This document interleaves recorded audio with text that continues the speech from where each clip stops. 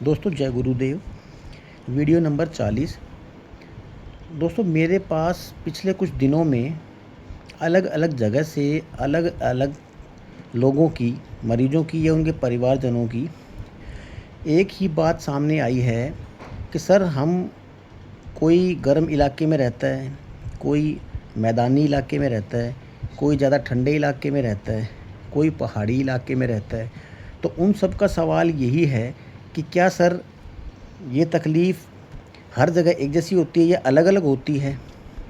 क्या इसका प्रभाव, इसका होना और इसका ठीक होना, उसको कैसे देखा जा सकता है? ये एक तरह की ऐसी क्यूरी है दोस्तों, जो मरीज़ के दिमाग में आती ही है कि शायद मुझे ज़्यादा है, किसी दूसरे को कम है। ऐसा कुछ नहीं है दोस्तों।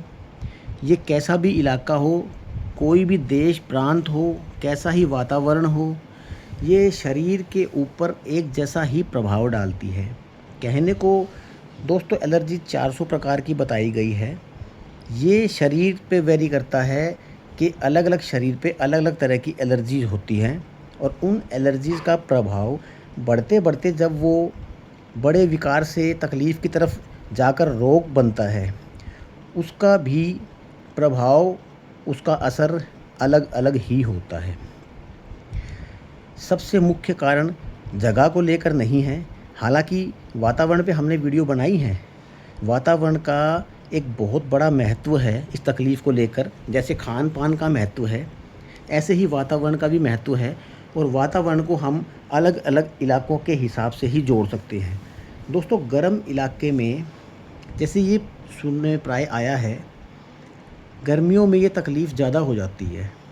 अभी इन दिनों बहुत ज़्यादा क्यूरी आ रही है, तो गर्मी में इस तकलीफ़ का ज़्यादा होने का मुख्य कारण गर्मी, पसीना, किसी प्रकार की धूल मिट्टी वगैरह से एलर्जी का होना, उससे बढ़कर सोराइसिस तक चले जाना, और ठंडे इलाके में या ठंड के दिनों में इस तकलीफ़ का कम होने का कारण ये है कि आपके शरीर में इस तरह के पसीने वगैरह के प्रभाव नहीं होते हैं।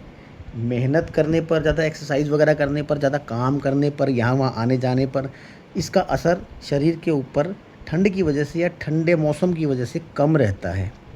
दोस्तों होती ये 12 महीने की तकलीफ़ ही है। शरीर के अंदर कोई भी विकार है वो 12 महीने के लिए ही है, लेकिन ये किसी इलाके के हिसाब से, वातावरण के हिसाब से कम ज़्यादा हो सकता है। लेकिन ऐसा नहीं है कि ये सर्दियों में बिल्कुल नहीं होती, या गर्मियों में ज़्यादा होती है, या बरसात में ज़्यादा होती है। ऐसा कुछ नहीं है दोस्तों।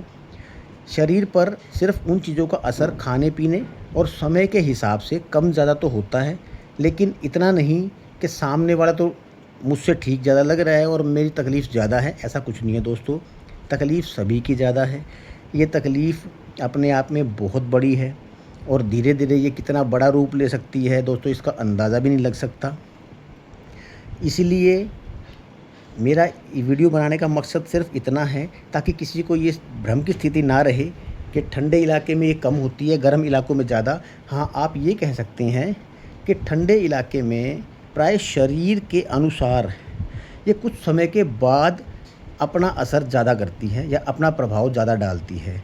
बाकी तो अगर आप ठंडे इलाके में भी अपने खान पान के, दिनचर्या के तरीक़ों को, विरुद्ध आहार को, विरुद्ध वातावरण को अगर आप ज़्यादा गौर से नहीं अपनाएंगे, उन पर ध्यान नहीं रखेंगे, तो ठंडे इलाके में गर्म इलाके से ज़्यादा ये तकलीफ़ बढ़ी हुई या ज़्यादा मात्रा में हो सकती है दोस्तों।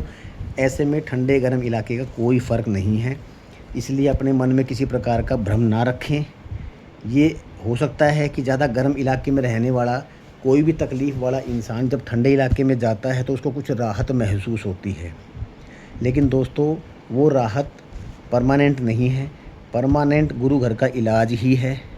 इसी से ही आप पूर्ण तरह से राहत पा सकते हैं। और ये इलाज, फिर हम एक आपको बात बताना चाहते हैं दोस्तों, जो ज़्यादा महत्वपूर्ण है।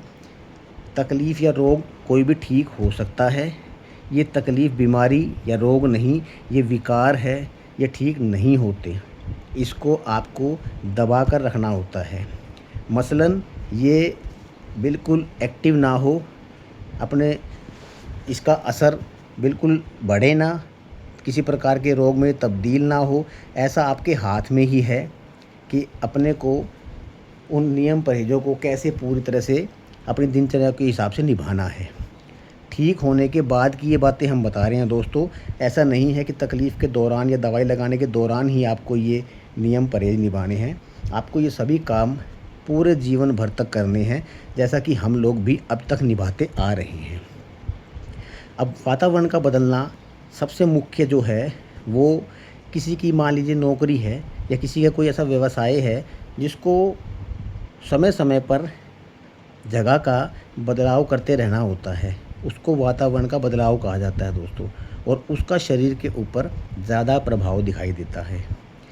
इसी तरह से जैसे हमने आपको एक वीडियो में भी पहले भी बताया था कि सर्द गर्म की तासीर में अपने आप को जल्दी से ये रखना, बाहर करना, जैसे ठंडे एसी में बैठकर, ठंडे टेम्परेचर में बैठकर एकदम से गर्मी में बाहर निकलना, ज़्यादा गर्म तापमान से एकदम से ठंडे तापमान में आना, ये वातावरण के बदलाव के नुकसान हैं दोस्तों। इनसे बचकर रहें। बाकी हमने सारे कारक बता रखे हैं। विरुद्ध आहार से बचना है, दिनचर्या का ख़राब नहीं होने देना, दिनचर्या को बिल्कुल प्रॉपर तरीके से चलाना है, बाहर के खाने से बचना है, जंक फूड से बचना है, पैकेट फूड से बचना है, फ़ास्ट फूड से बचना है, गलत लोगों की सलाह से बचना है। जिसे इस चीज़ की नॉलेज ना हो दोस्तों, उनसे सलाह ना लें। और सबसे मुख्य बात, व्यसन और किसी भी प्रकार की लत से हमें दूर रहना है। ये सबसे बड़े कारक हैं। और इससे भी बड़ी चीज़ है, अपनी सोच को कभी भी नकारात्मकता की ओर नहीं लेके जाना है, हमेशा सकारात्मक ही सोचना है।